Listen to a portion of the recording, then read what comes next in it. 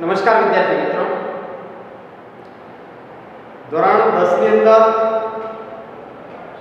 ગુજરાત સરકારે કોરોના મહામારીના કારણે 30% જેટલો અભ્યાસક્રમ છે એ બોર્ડની પરીક્ષાની અંદર એનો અમલ થશે નહીં.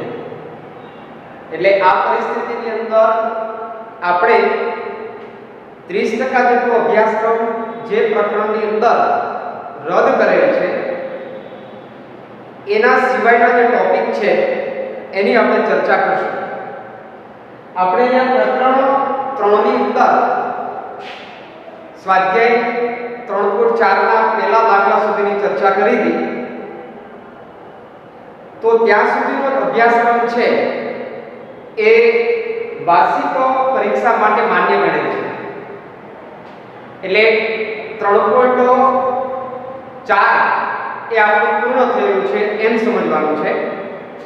અને ઉપરાંત જે ઉદાહરણના દાખલાઓ છે એનો સમાવેશ કરેલો છે.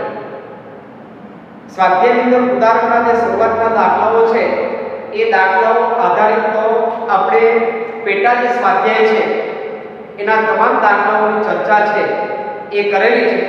એટલે એ અગાઉના ઉદાહરણના દાખલાઓ છે એ હોમવર્કમાં એ જાતે આપણે કરવાના રહેશે. અહીંયા ઉદાહરણ 11, 12 અને 13 એની આપણે અહીંયા ચર્ચા કરશું. અહીંયા તો વિદ્યાર્થી મિત્રો ઉદાહરણ 11 બે વ્યક્તિની માસિક આવકનો ગુણોત્તર 9:7 છે. તેમના માસિક ખર્ચનો ગુણોત્તર 4:3 છે. દરેક વ્યક્તિ માસિક રૂપિયા 2000 ની બચત કરે છે. એટલે દરેક વ્યક્તિની બચત જે છે એ ખર્ચને બાદ કરતા એ 2000 રૂપિયા છે. તો તેમની માસિક આવક કેટલી છે બંને વ્યક્તિઓની એ આપણે શોધવાનું છે. આપણે ધારી લઈએ, ધારો કે બંને વ્યક્તિની માસિક આવકનો અનુક્રમે રૂપિયા 9x છે. કારણ કે ગુણોત્તર કેટલો છે 9:7 છે.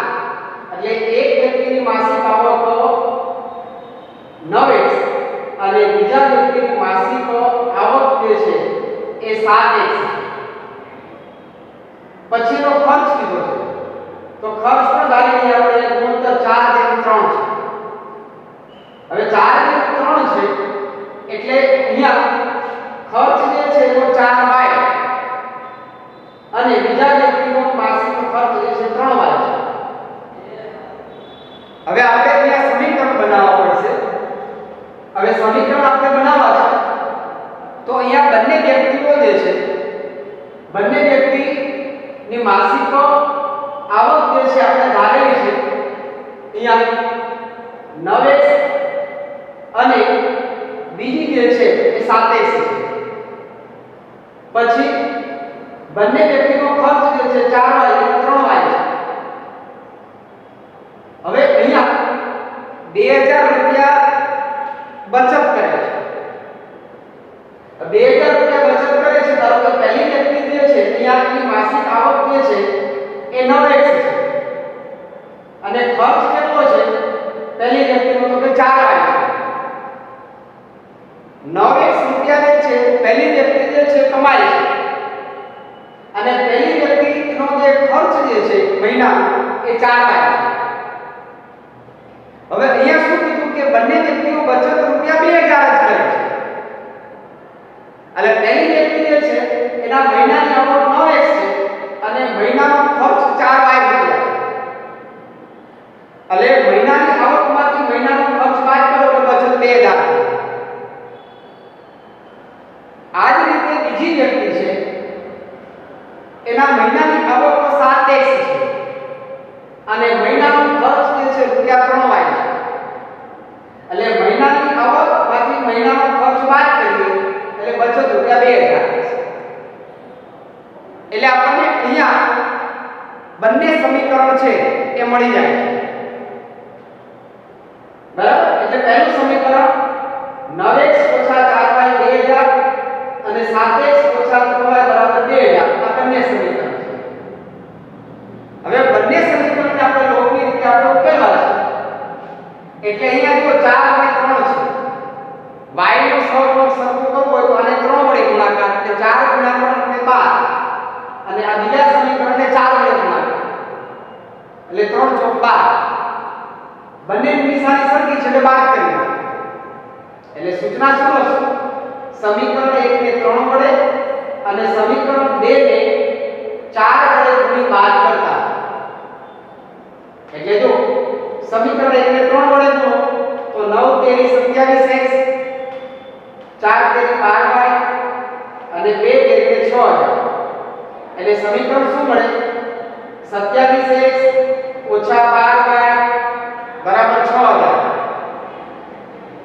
હવે સમીકરણ 2 ને 4 વડે ગુણાકાર છે તો 7 ચોકુ 28x 3 ચોકુ 12y ઓછા 12y અને 2 ચોકુ ને 8000.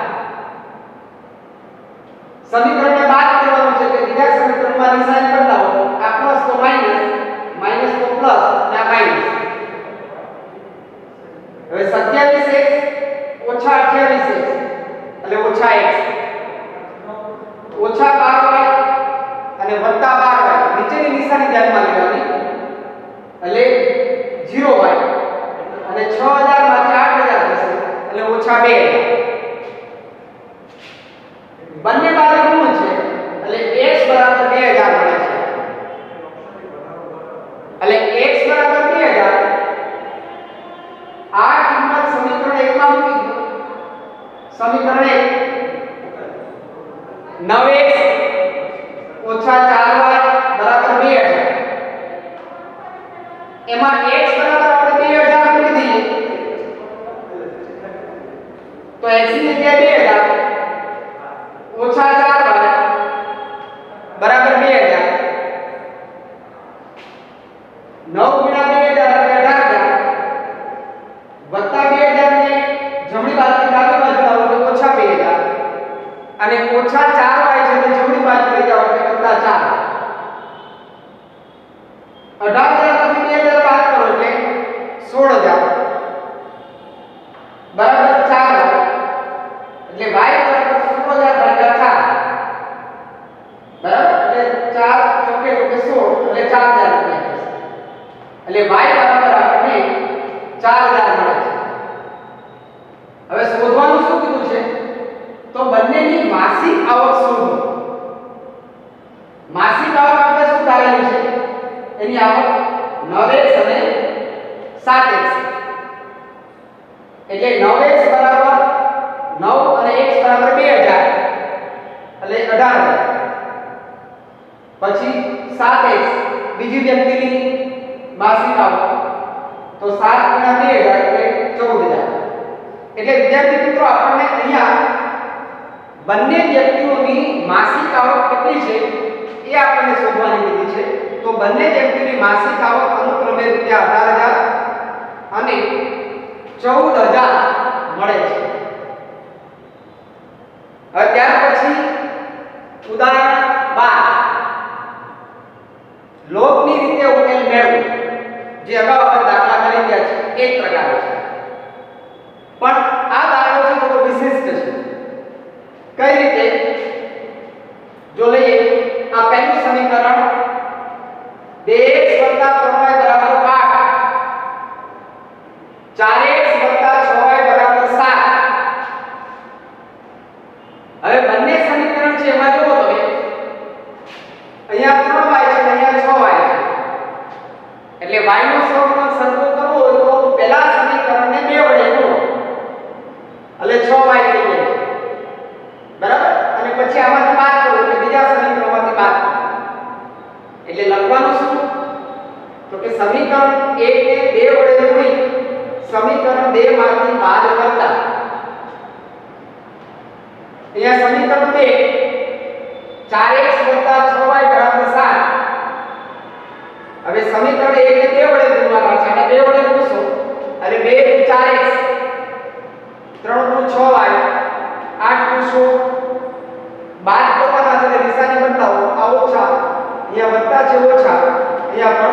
ઓછા 4x ઓછા 4x 0,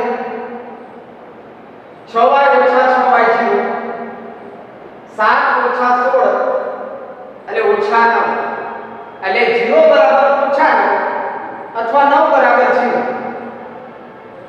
હવે અહીંયા આપણને x અને y બંને દૂર થઈ જાય છે, એટલે આ વિધાન જે છે, આ જે શરત આપણને આપેલી છે એટલે કે બંને સમીકરણો આપેલા છે, એ સમીકરણોના વિધાન જે છે એ અસત્ય છે. એટલે આપેલ જે દ્વિચલ-સુરેખ સમીકરણ છે એ આપેલ દ્વિચલ-સુરેખ સમીકરણ ને ઉકેલ મળતો નથી. એટલે આ પ્રકારનું ઉદાહરણ આવે ત્યારે આપણે એ ખાસ એ બાબત વિદ્યાર્થી મિત્રો એ આપણે ધ્યાનમાં રાખીશું. કારણ કે આપણા મનમાં એક નક્કી થઈ ગયું હોય કે લોકની રીતે આપણે ઉકેલ મેળવીએ એટલે x ની કિંમત અથવા તો y ની કિંમત બંને કિંમત મળે. હવે ઘણી વખત આમાં આવું મળે કે આપણે મૂંઝાઈ જઈએ કે આમાં તો કાંઈ મળતું જ નથી, એટલે દાખલો અહીંથી આપણે છોડી દઈએ અથવા એના ઉપર ચોકડી મારીએ. ખરેખર દાખલો આપણને આવડી ગયો પણ એક સામાન્ય ગેરસમજને કારણે આપણે માર્ક ગુમાવીએ છીએ.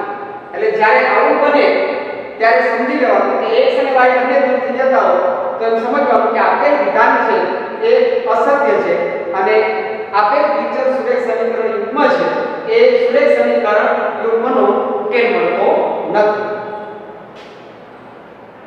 ત્યાર પછી આ 13મું ઉદાહરણ ખૂબ જ અગત્યનું કહી શકાય એક પ્રકારનું ઉદાહરણ છે અને આ પ્રકારના ઉદાહરણ આધારિત દાખલાઓ પૂછાવાની સંભાવના વધુ હોય છે, એટલે બરાબર ધ્યાન આપજો.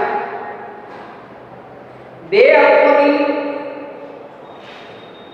એક સંખ્યા અને તે સંખ્યાના અંકોની અદલાબદલી કરતા મળતી સંખ્યાનો સરવાળો 66 અને સંખ્યાના અંકોનો તફાવત 2 છે, તો તે સંખ્યા શોધો. અને આવી કેટલી સંખ્યાઓ છે? સંખ્યા કેટલી છે? 2 અંકો. હવે સમજી લઈએ આપણે 2 અંકોની સંખ્યા એટલે આપણે સમજવા માટે લઈએ ખાલી કે 2 અંકોની સંખ્યા માની લો કે આ 2 અંકોની સંખ્યા છે xy, બરાબર? હવે 2 અંકોની સંખ્યા xy છે, આ એક અંક છે અને આ બીજો અંક છે. પણ આ રીતે જ્યારે ચલ સંખ્યાઓ આપણે લખતા હોઈએ છીએ ત્યારે આ બંને વચ્ચેનો સંબંધ છે ગુણાકારનો. આ ખાસ ધ્યાનમાં રાખો. આ એક સંખ્યા 2 અંકોની સંખ્યા આ xy છે પણ સંબંધ ગુણાકારનો. એટલે આપણે ખરેખર આ સંખ્યા જે છે એના માટે આપણે ધારીએ છીએ એટલે આ એકમનો અંક કહેવાય ને આ દશકનો અંક કહેવાય.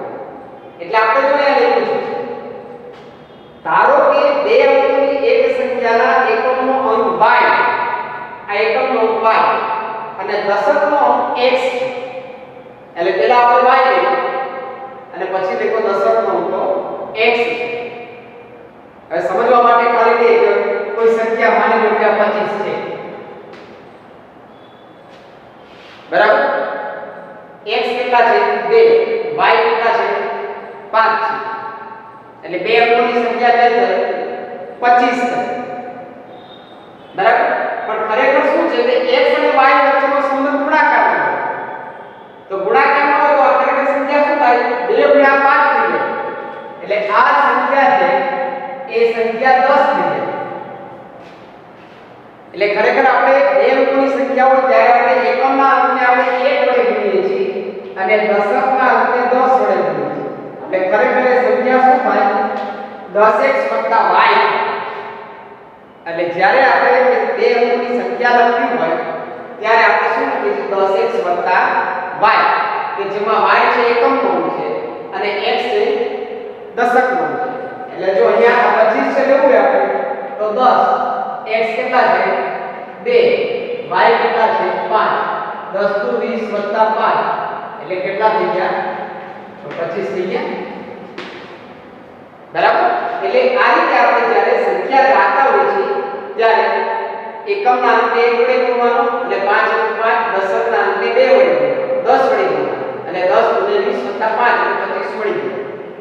પણ જો આમ જ સમજતા હોય x y તો ખરેખર 25 નહીં પણ કેટલા કહેવાય? 10. એટલે આપણે આ રીતે એ સંખ્યાને આપણે દર્શાવીએ એટલે જો દશકનો x એકમનો y એટલે સંખ્યા કઈ થશે 10x y આ ખાસ સમજી લો હવે શું કહે છે અંકોની સંખ્યાના અદલ-બદલ કરતા મળતી સંખ્યા અંકોની અદલ-બદલ એટલે xy ને બદલે શું લખવાનું yx તો x ની જગ્યાએ y એટલે y ની જગ્યાએ x તો એ સંખ્યા કઈ થઈ જશે 10y કરતા x x ની જગ્યાએ y એટલે y ની જગ્યાએ x એટલે એક સંખ્યા 10x y એના અંકો બદલાવી નાખીએ એટલે આ 25 ને બદલે 52 તો 10y x આ બે અંકોની અદલાબદલી કરતા મળતી સંખ્યા છે હવે આ બંને સંખ્યાનો સરવાળો 66 છે એટલે મૂળ સંખ્યા એટલે 10x y અને અંકોની અદલાબદલી કરતા મળતી નવી સંખ્યા 10y x આ બંનેનો સરવાળો કેટલો છે 66 એટલે 10x y અને 10y x બરાબર 66 બરાબર એટલે 10x x એટલે 11x y 10y એટલે 11 એટલે 11x 11y બરાબર 66 11 કોમન લઈએ એટલે x y વધે છે 11 ગુણાકારમાં પછી સામે ભાગાકારમાં થશે 66 ભાગ્યા 11 એટલે 11 × 66 એટલે x y બરાબર 6 એટલે આ આપણને એક સમીકરણ મળ્યું પહેલું સમીકરણ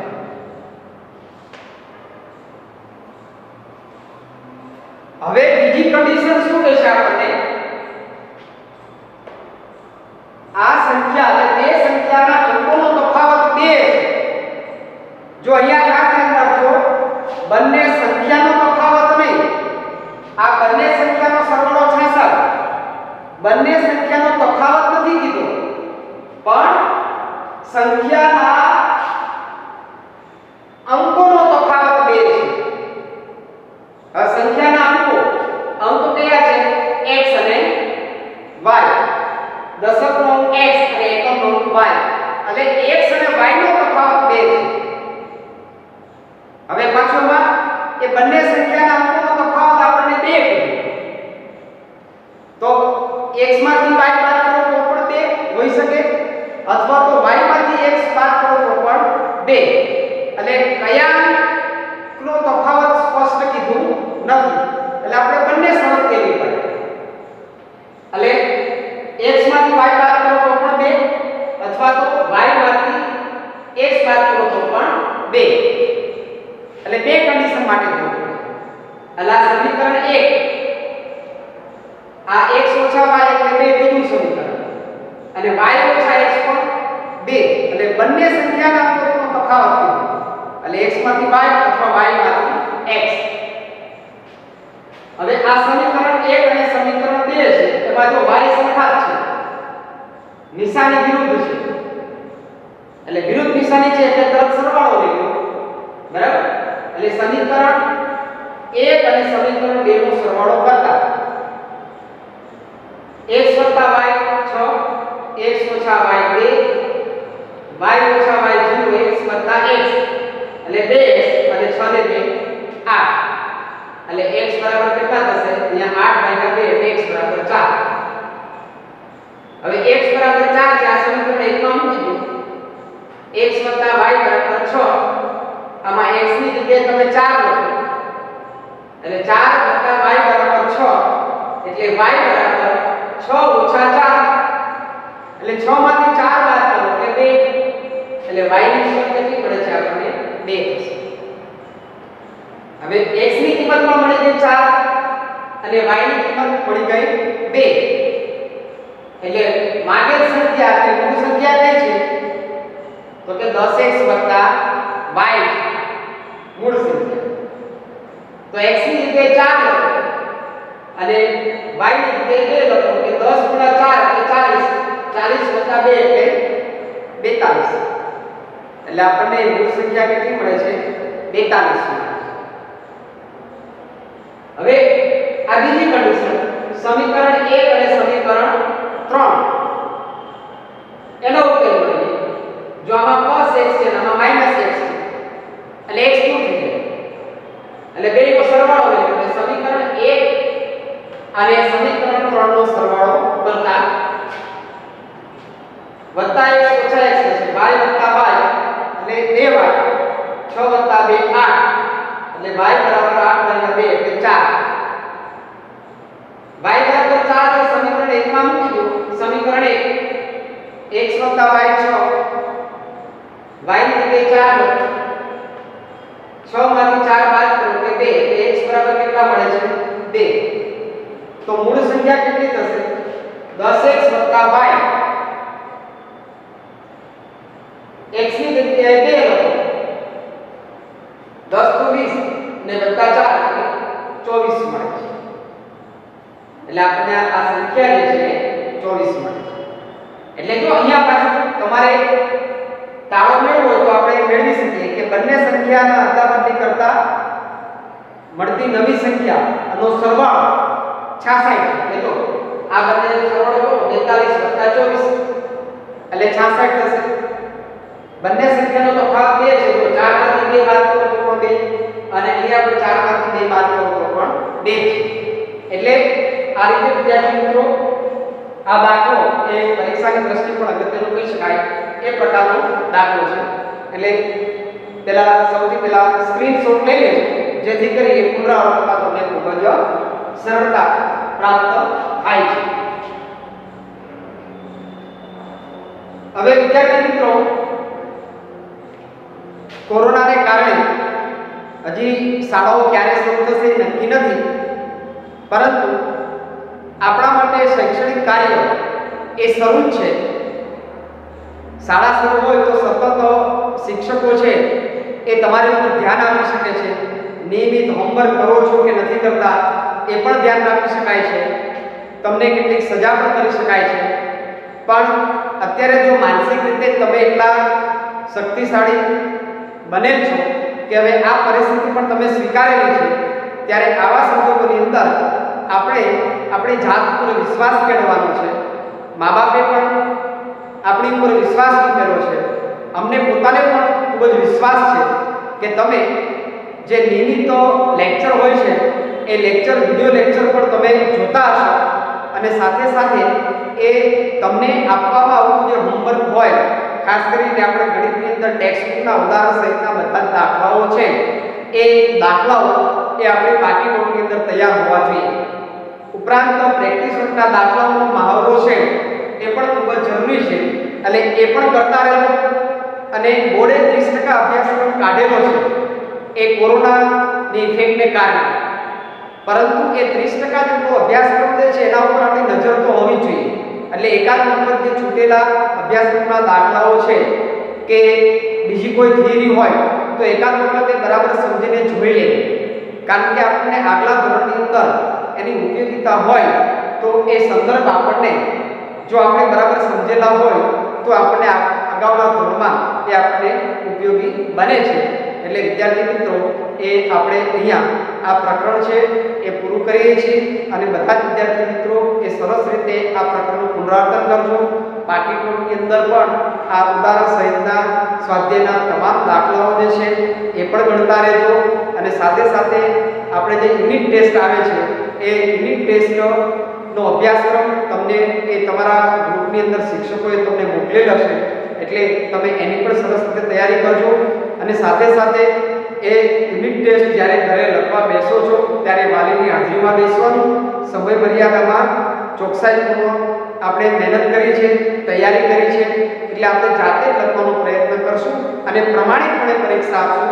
કદાચ માર્ક ઓછા આવશે તો ચિંતા નહીં કરતા, પણ આપણે એ તૈયારી કરી છે એટલે આપણને પૂરેપૂરું આવડશે એવો અમને પણ વિશ્વાસ છે, તમને પણ વિશ્વાસ છે. બસ અહીં સુધી આપણે રાખીએ છીએ. આભાર.